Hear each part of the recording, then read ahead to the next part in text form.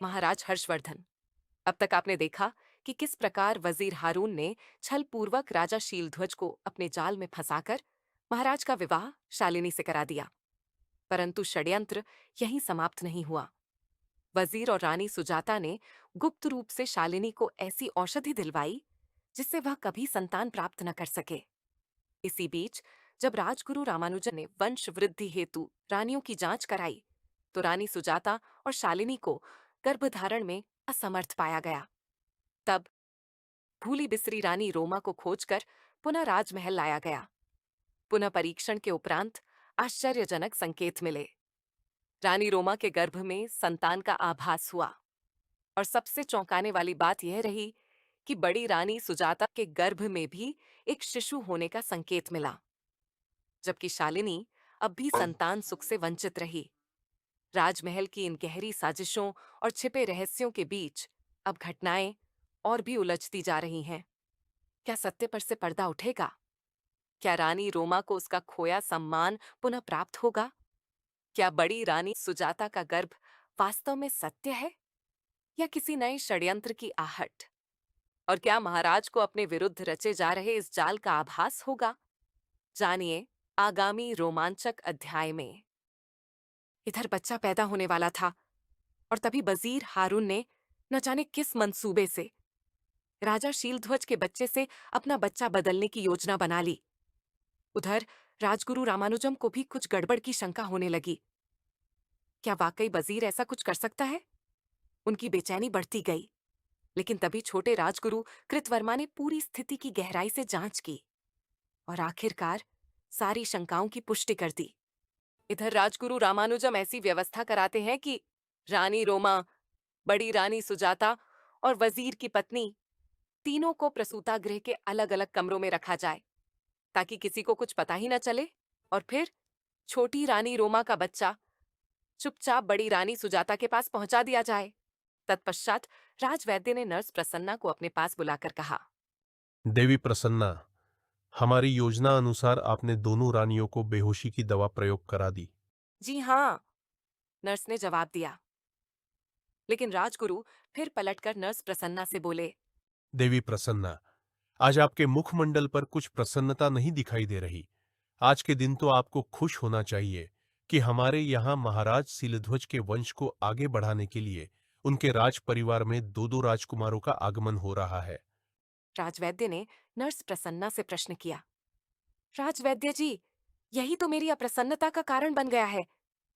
पहले चेकअप में मैं रानी रोमा का परीक्षण ठीक से नहीं कर पाई, जिसके कारण एक असत्य मेरे मुख से निकल गया कि रानी रोमा दो बच्चों की मां बनने वाली हैं। लेकिन फिलहाल जब मैंने आपके कहे अनुसार रानी रोमा को बेहोशी की दवा देकर फिर से उनका चेकअप किया तो ज्ञात हुआ कि रानी रोमा तो एक ही बच्चे की मां बन सकती हैं। तभी से मेरे मुख पर अप्रसन्नता प्रकट हो रही है। अब क्या होगा?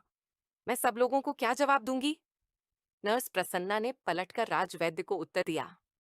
इसी दौरान एक इच्छाधारी सर्प रानी रोमा के कक्ष में घुस आता है और इधर नर्स प्रसन्ना राजवैद्य को संतुष्ट करने वाला जवाब देकर तेजी से बड़ी रानी के कक्ष में पहुंचती है। वहां पहुंचते ही वह उसकी रसोली फोड़ा निकालती है और बड़ी रानी को अचेत अवस्था में छोड़ देती है।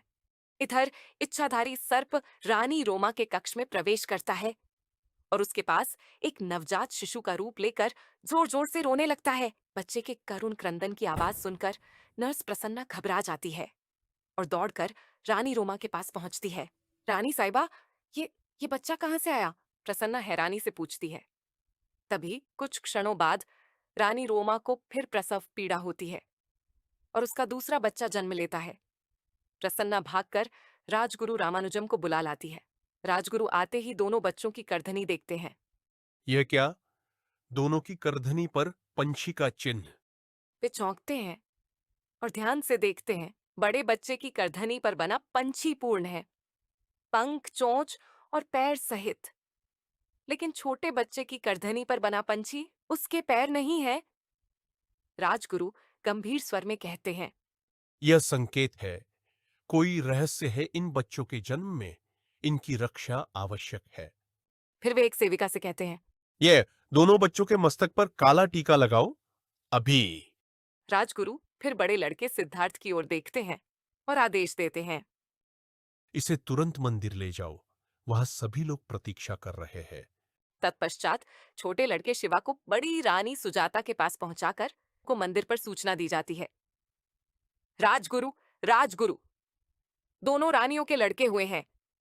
राजगुरु ने सूचना सुनकर सभी लोगों से कहा। आप सब लोग भी मेरी बात को ध्यान से सुने। छोटी रानी का लड़का पहले पैदा हुआ है, इसलिए वही बड़ा राजकुमार है। नियम स्पष्ट है, जो पहले जन्मा वही उत्तराधिकारी। इधर छोटे बच्चे शिवा को दासी जल्दी जल्दी रानी सुजाता के पास लेकर पहुंची, लेकिन रानी तो अचेत अवस्था में थी। अब दासी क्या करती? वह घबरा गई, फिर बच्चे को लेकर वहां से चल दी। बेचारी रानियों को होश ही कहाँ था। उन्हें तो ये भी नहीं मालूम कि उनके बच्चों के साथ क्या हुआ। इधर जब प्रसन्ना दूसरे बच्चे शिवा को बड़ी रानी सुजाता के पास लेकर मंदिर की ओर चलती है, तभी रास्ते में अचानक वजीर की दासी यानी कि नर्स सामने आ जाती है। वो प्रसन्ना को रोकती है और कहती है, तुम अपनी रानियों की देखभाल करो, मैं इस बच्चे को मंदिर पहुंचा दूंगी। प्रसन्ना थोड़ी चौंकती है, पर राजमहल की मर्यादा समझते हुए सिर झुकाकर बच्चे को नर्स के हवाले कर देती है। लेकिन तभी नर्स का असली चेहरा सामने आता है। वो चुपके से राजकुमार शिवा के मस्तक से काला टीका हटा लेती है और जाकर उसे वजीर की पत्नी के पास रख देती है। फिर चालाकी से वजीर की पत्नी के बच्चे कुणाल को काला टीका लगाकर मंदिर ले जाती है और वहां उसे दूसरा राजकुमार बताकर वापस बड़ी रानी सुजाता के पास रख देती है। कुछ ही देर बाद वही असली शिवा, जो अब बिना काले टीके के है, उसे वजीर की पत्नी के पास से उठाया जाता है और मंदिर ले जाया जाता है और वहां सबको बताया जाता है कि यही है वजीर का बेटा शिवा। जब वजीर हारून को जात होता है कि राजा के एक बड़े पुत्र की सूचना पहले ही राजगुरु दे चुके हैं, तो वह उदास हो जाता है। वो गुस्से में बड़बड़ाता है। तो अब क्या? क्या मैं कुछ भी नहीं जानता था? बदले हुए राजा के लड़के शिवा को मारना चाहता है, पर फिर सोच में पड़ जाता है। नहीं, पड्डदा, नहीं तो छोटा ही सही। कहीं ये मेरा पुत्र कुणाल तो नहीं, जिसे मैंने बदलकर रानी सुजाता के पास पहुंचा दिया था। अब रहा ये शिवा, तो हो सकता है कि ये आने वाले समय में किसी काम आ जाए। हाँ, कोई मोहरा बन सकता है मेरी चालों का। उधर कुछ समय बीतने पर राजा और वजीर अपने अपने बच्चों को देखकर क्या कहें, फूले नहीं समाते, खुश हो जाते हैं। इधर लड़के भी धीरे धीरे बड़े हो जाते हैं, है ना? एक दिन राजकुमार सिद्धार्थ शिकार खेलते हुए अपनी राज्य की सीमा रेखा पर पहुंच गया। वहीं उसकी मुलाकात पड़ोसी राजा अनंगपाल के बेटे अनंत से हो गई। शिकार को लेकर दोनों के बीच कहासुनी शुरू हो गई और देखते ही देखते तलवारें खिंच गईं। रेशमा, जो अनंत की बहन थी, अपने भाई के साथ वहां मौजूद थी। सिद्धार्थ ने जब देखा कि अनंत निहत्था हो गया है, तो उसके पास 2 बार हमला करने का मौका था, पर उसने एक बार भी वार नहीं किया। लेकिन अनंत, उसने तो सिद्धार्थ के निहत्था होते ही उस पर हमला बोल दिया और उसे लहूलुहान कर दिया। भाई, क्या कर रहे हो आप? रेशमा चिल्लाई, वो निहत्था है, रुको, ये ठीक नहीं है। पर उसके दोनों भाई कहाँ सुनने वाले थे। जब बात बढ़ गई और सिद्धार्थ की जान पर बनाई, तब रेशमा ने हिम्मत दिखाई और खुलकर सिद्धार्थ का साथ देने लगी। अगर तुम्हें अपने ही भाई की इंसानियत नहीं दिखती, तो मैं इस पराई जिंदगी की कदर करूंगी। रेशमा ने गर्जना की।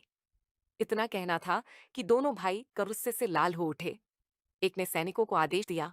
इस स्त्री को बंदी बना लो, और इसे भी। सैनिकों ने तुरंत रेशमा और सिद्धार्थ को पकड़ा और दोनों को बंदी बनाकर अपने राज्य ले गए।